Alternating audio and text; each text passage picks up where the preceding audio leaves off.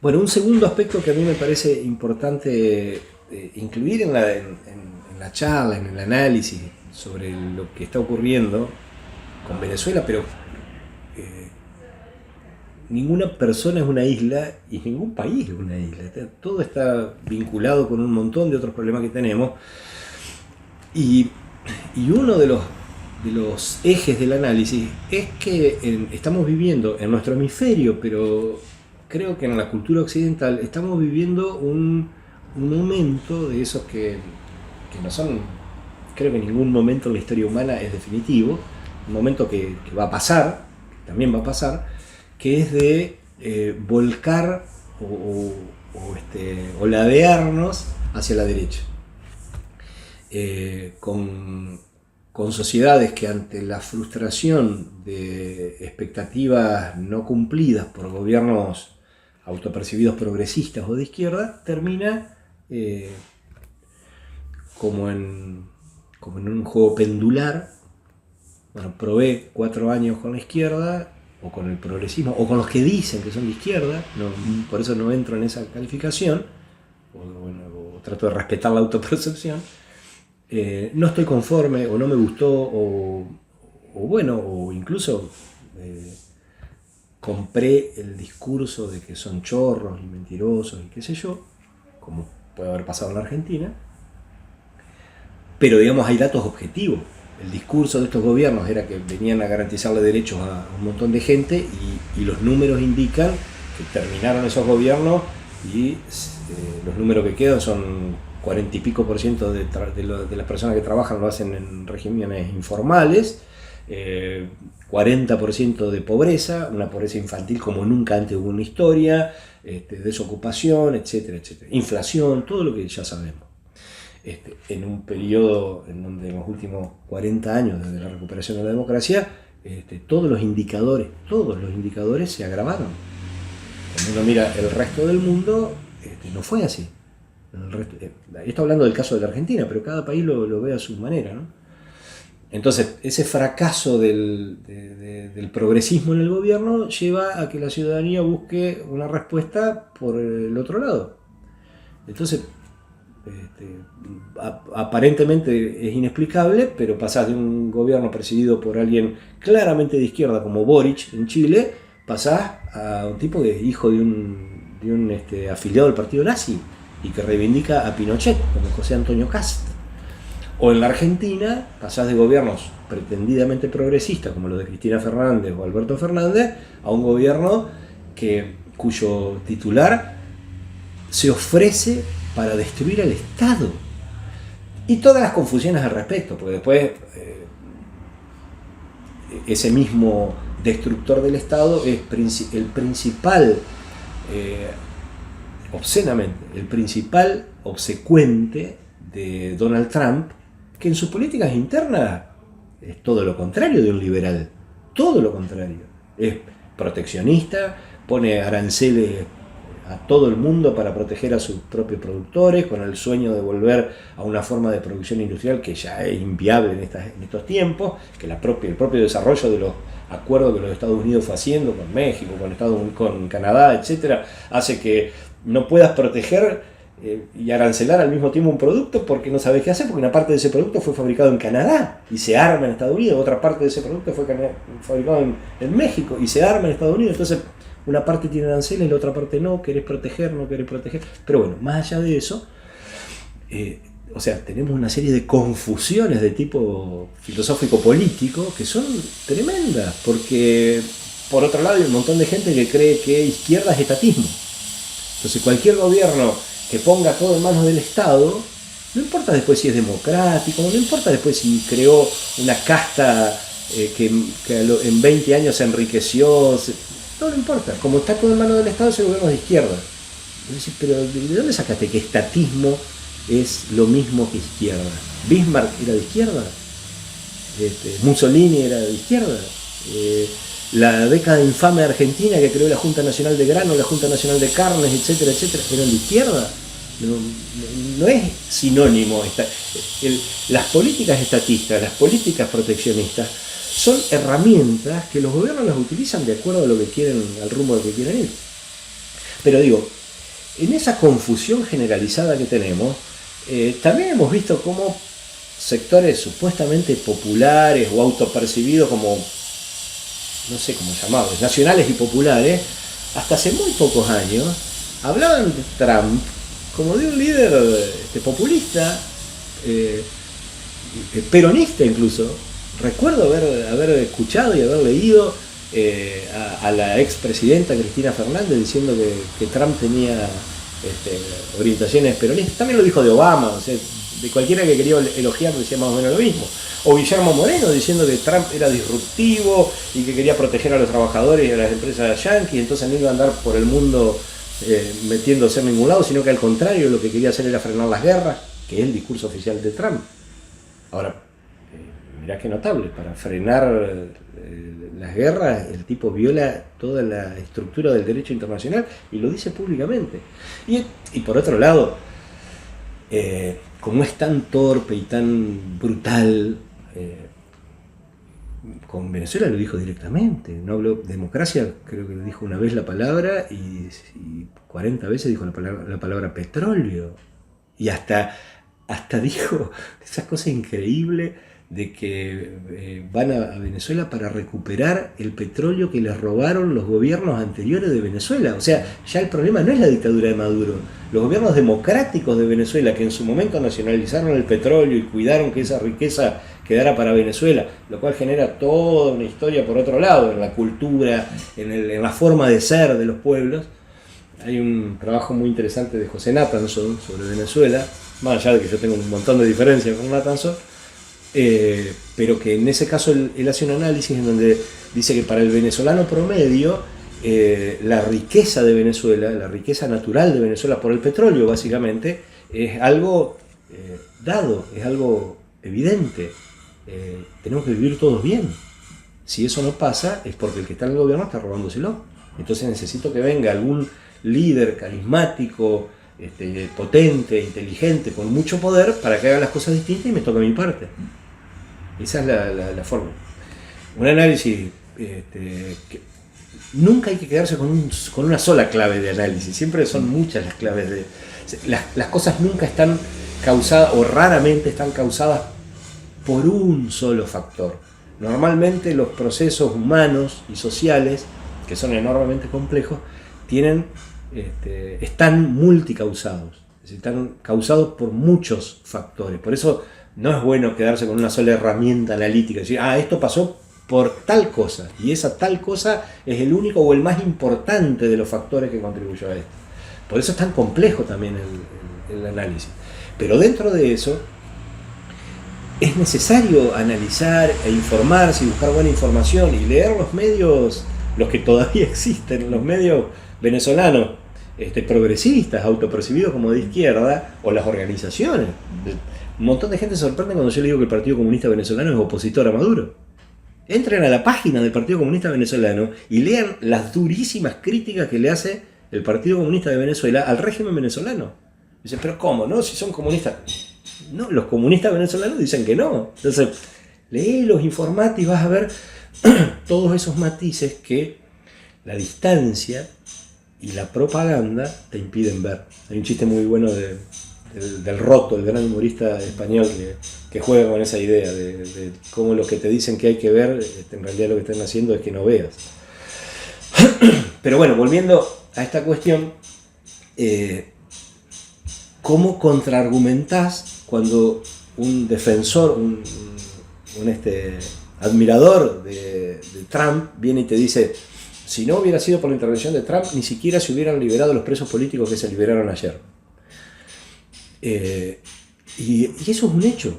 ¿Tiene sentido negar ese hecho? No, no tiene sentido. Tiene sentido negar que una enorme porción de la población venezolana en Venezuela y en el exterior, por supuesto mucho más masivamente en el exterior, celebró este hecho de Trump sin importarle en lo más mínimo que esto fuera una violación del derecho internacional.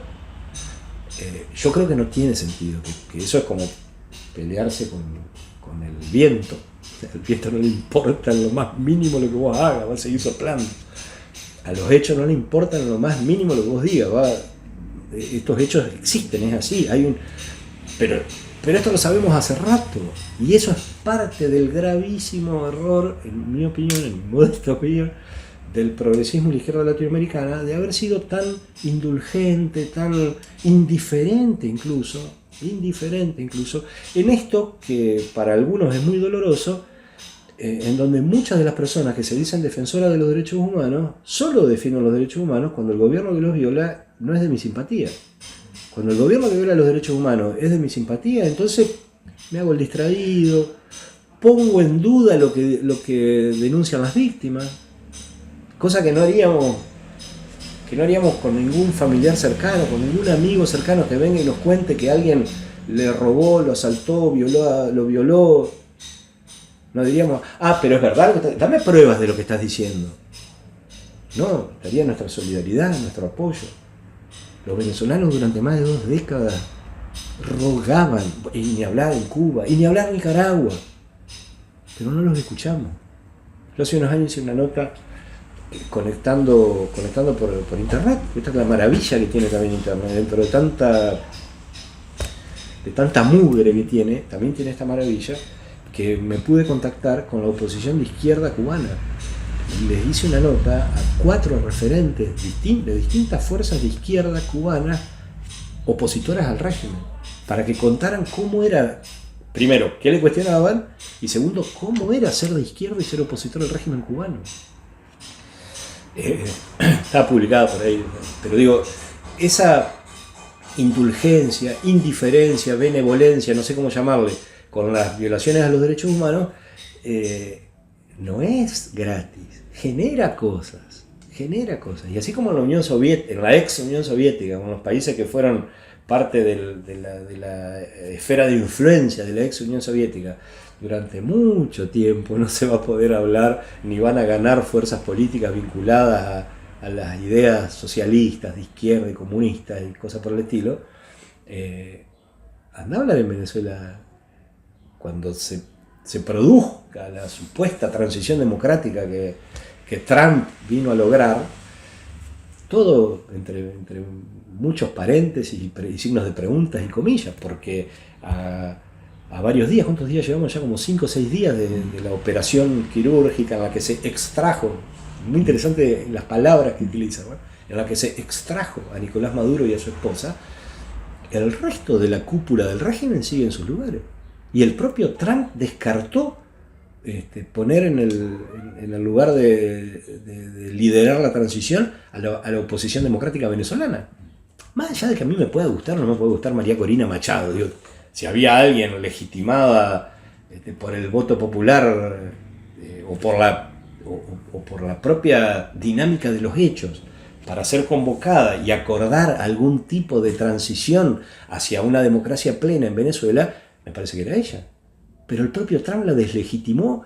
Es decir, el régimen de Venezuela, el régimen que sigue en Venezuela, los hermanos Rodríguez, Delcy, la presidenta encargada, y Jorge, el presidente de la Asamblea Nacional, Diosdado Cabello, Padrino López, que es el jefe del ejército, etc. Todo el resto de la cúpula de la dictadura, la tiranía, como lo quieran llamar, sigue en su lugar. Siguen ahí. Y al decir lo que dijo Trump de Corina Machado, de la oposición democrática venezolana, lo que hace es decir, porque a veces el propio Trump, en su honestidad brutal, deja algún matiz. En esto fue absolutamente claro. La negociación es conmigo. La negociación del régimen es con Trump y es para asegurar que el petróleo venezolano no vaya más ni a Cuba, ni a China, ni a Rusia, sino que lo manejemos nosotros y que vuelvan las empresas norteamericanas, que vuelvan las que se habían ido, porque Chevron nunca se fue. Cosa que los partidarios, los maduristas y los defensores acríticos del régimen de Venezuela tampoco mencionaban, ¿no? Venezuela hasta hace muy poco tiempo siguió vendiéndole normalmente petróleo a los Estados Unidos. Y Chevron nunca se fue. Es la única empresa norteamericana que sigue operando en Venezuela, con niveles reducidos. Creo que lo que lleva a Estados Unidos es menos del 10% de lo que históricamente llevaba, en términos actuales, en barriles de petróleo. Pero el hecho es que Trump es el que lidera algo que ya no se sabe si va a ser una transición a la democracia o si va a mantener este régimen, pero con este régimen desligado de sus adversarios geopolíticos y en permanente coordinación y comunicación con el gobierno yanqui. Eso se puede extender todavía varios años más. Con lo cual, la liberación de este puñado de presos políticos frente al sufrimiento de todo el resto de la población venezolana y los millones de exiliados, yo no minimizo. Una persona que se salva de la tortura ya es positivo, o que se libera estando injustamente presa, pero yo no puedo dejar de ver que hubo casi 100 muertos para eso, además de la violación del derecho internacional. Entonces, bueno, en función de intentar entender lo que sucede, aparece una posible analogía con algo que ya ocurrió en la historia del siglo XX, donde el protagonista fue también Estados Unidos y la derrotada fue también una potencia regional, mucho más importante quizás que Venezuela en relación con su época, como fue Japón. Los Estados Unidos, después de la Segunda Guerra Mundial, esto es ampliamente conocido, para convencer a Japón de que debía de poner las armas y no seguir con una lucha inútil, y sobre todo para ahorrarse, por lo menos esas fueron las excusas oficiales, para ahorrarse la sangría que significaba o que hubiera significado una invasión militar con tropas a Japón, las pérdidas de miles y miles de vidas humanas, pero probablemente también con la intención de mostrarle a Rusia quiénes son los que mandan acá, tira las 2 bombas atómicas sobre Hiroshima y Nagasaki, que muchas veces perdemos de vista. Solo en Hiroshima la cantidad de víctimas fatales equivale a la población de 2 Gualeguay. Solo Hiroshima. Digo porque a veces perdemos esas dimensiones. Claro, los japoneses dijeron, está listo, hasta acá llegamos.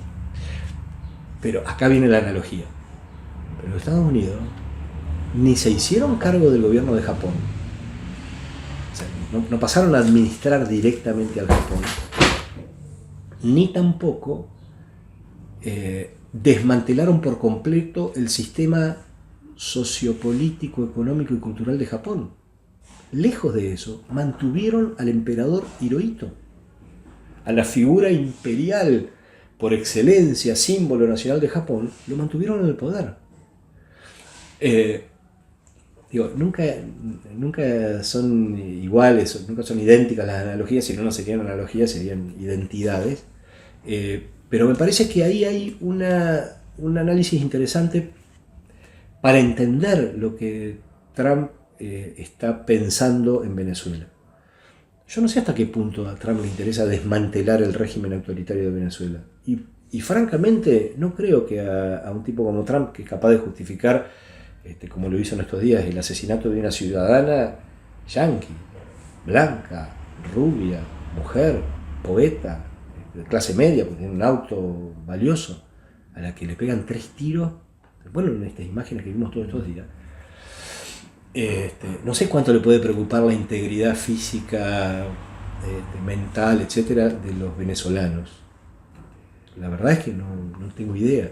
Entonces, claramente las prioridades de Trump pasan por otro lado. Las ha explicitado él, no necesitamos hacer interpretaciones. Él ha hablado claramente del tema petróleo y del tema geopolítico. Lo ha dicho con absoluta claridad. Y además, y ahí sí, el cinismo de Trump se convierte en una hipocresía tremenda, porque él lo presenta como todos movimientos, él se ufana de haber parado 8 guerras. Incluye cualquier cosa en eso, ¿no? Pues, según él, paró la guerra en Ucrania, paró la guerra en Gaza, ahora paró al régimen de Venezuela. Pero en Venezuela siguen todos los mismos. Y el propio Trump dice, Delcy Rodríguez está dispuesta, hemos dialogado, está dispuesta a cumplir con todo lo que le pedimos. Mientras tanto, Delcy Rodríguez sigue diciendo, rechazamos el imperialismo. Bueno, ese es el mundo en el que estamos, en donde es muy difícil que alguien sostenga mucho tiempo lo que viene diciendo, pero donde además las intenciones, al cotejarlas con los hechos, son transparentes, son visibles para todo el mundo. En este panorama, ¿Cuál es la capacidad que tiene el resto de los países de nuestro hemisferio, en nuestro continente, en nuestra América Latina, de ponerle un coto a esto? Bueno, creo que todos los ojos están mirando, todos los ojos de quienes nos preocupan estas cosas están mirando a Brasil, están mirando a México, que son dos grandes países con dos presidentes muy legitimados, con mucho, especialmente Lula, ¿no? Con un lugar en la economía mundial muy importante. Yo ya no sé si está séptimo, octavo como economía mundial, pero además con un liderazgo él en lo personal, que cuanto más tiempo pasa, más... no quiero que parezca laudatorio, pretendo que sea descriptivo, pero más potente aparece. Cada vez es más claro el lugar de estadista que Lula va a ocupar en la historia de nuestra región en el futuro, ¿no? Sin embargo, frente a este tipo de situaciones, ¿cuál es la capacidad de acción de Lula? ¿Qué puede hacer Lula? ¿Qué puede hacer Brasil? ¿Qué puede hacer México más que lo que han hecho? Rechazar, repudiar, cuestionar la intervención directa de los Estados Unidos, intentar marcar ciertos límites, insistir en el derecho de cada país a resolver su problema sin injerencia extranjera, y no mucho más. Y para terminar, aterrizando en nuestro propio país, creo que si bien es muy difícil, lo más difícil del mundo es mantener el equilibrio, primero porque el equilibrio siempre es inestable, segundo porque, como le gustaba recordar al gran pensador, al gran filósofo italiano Antonio Gramsci, la historia no se desarrolla como algo lineal, sino como siguiendo otros modelos de explicación de la naturaleza y de las leyes matemáticas y demás, sino más bien como una espiral que uno quisiera que esa espiral fuera ascendente y expansiva, porque uno tiene la expectativa de que así como fuimos capaces de evolucionar y sobrevivir porque aprendimos a cooperar entre nosotros, incluso para competir con otros, pero porque aprendimos a cooperar, porque nos dimos cuenta que solos éramos muy débiles, muy frágiles, por más que estén hoy de moda estas ideologías que apelan a la mentira del individualismo y demás, a la ilusión del yo y de la conciencia individual, como decían tantos pensadores, pero entre ellos Borges.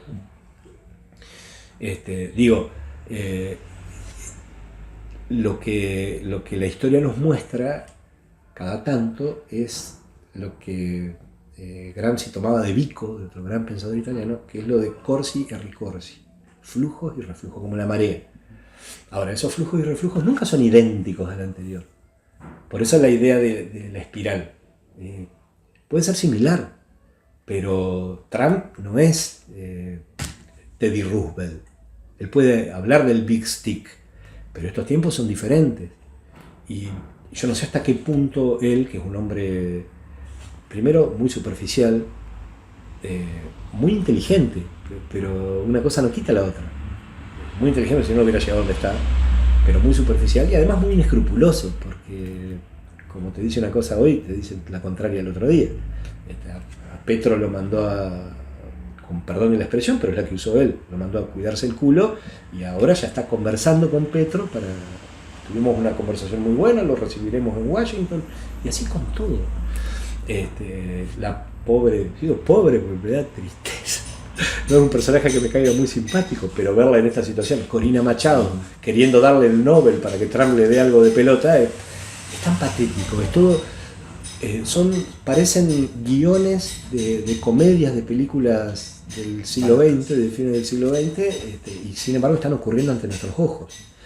Entonces, yo creo que desde esa impotencia que a veces nos domina cuando vemos todo esto, creo que lo que tenemos que hacer es volver a nuestras fuentes más valiosas, y en nuestro continente, la que yo recuperé para estos días es la figura de Benito Juárez, ese gran presidente mexicano, zapoteca puro, primer presidente, poco recordado además, primer presidente latinoamericano de origen indígena. Un liberal de verdad, no como estos que usurpan ese término. Un liberal que creía en los derechos sociales y creía que la gente tiene que ser dueña de su pedazo de tierra y que el Estado está para garantizar derechos y no para garantizarle el lucro a los ricos, que ese es el verdadero pensamiento político de Milei.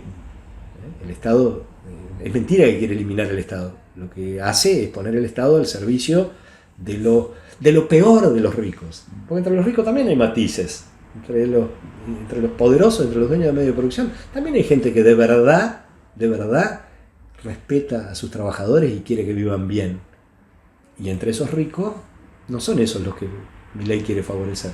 Favorece a los financistas, a los especuladores, a los que hacen lo peor, lo más inmoral, lo más condenado por todos los pensamientos éticos y religiosos del planeta, que es hacer dinero con dinero, no con trabajo, dinero con dinero. Ese es el modelo de estos tipos. Pero bueno, no me quiero dispersar. Iba a Benito Juárez.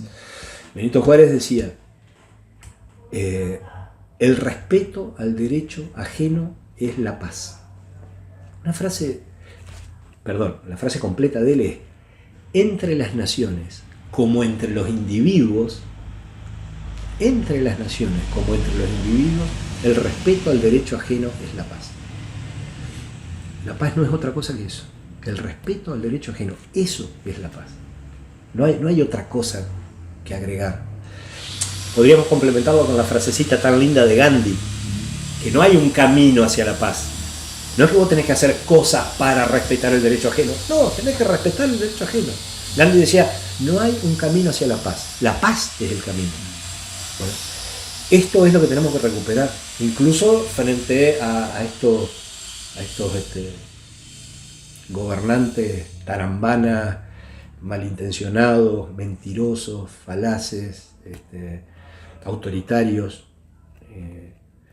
Trump y Milei no tienen en común ninguna otra, porque si comparás sus políticas económicas son absolutamente diferentes y contrapuestas. Por eso lo de Trump en algún momento seducía a muchos de nuestros referentes peronistas, por ejemplo. Absolutamente contrapuestas. Pero ¿en qué coinciden? Coinciden en sus obsesiones además tan superficiales como todo lo demás, y coinciden en su vocación autoritaria. Como dice un analista político que yo sigo, que me gusta mucho, dice, Milei no es fascista, pero tiene unas ganas, y eso es Trump. No es fascista, no puede serlo porque la propia estructura institucional de los Estados Unidos no se lo permite, pero tiene unas ganas, y en la medida en que pueda avanzar, lo va a hacer. Pero digo, para intentar cerrar con esto, no es una gran apuesta o algo demasiado seductor. Es volver a lo que en nuestro país han expresado nuestras más preclaras figuras, independientemente, porque esta misma idea, el respeto al derecho ajeno es la paz, es la misma que guió la política exterior de nuestros gobiernos democráticos, fueran radicales, peronistas o de cualquiera de sus variantes. Eso fue la política exterior argentina en todos sus gobiernos elegidos por su pueblo, excepto el actual. Entonces, nosotros como simples ciudadanos y ciudadanas creo que tenemos que recuperar esa idea y no dejarnos abrumar por los discursos extremistas ni de un lado ni del otro. Ni Maduro y Venezuela eran la referencia utópica del socialismo, ni mucho menos, lejos de eso. Al contrario, el daño que le hacen a la idea del socialismo no sé si es reparable, ni la solución impuesta por Super Trump es el camino en absoluto. El camino siempre es el respeto a la autodeterminación de los pueblos y el respeto al derecho ajeno, tanto entre los individuos como entre las naciones.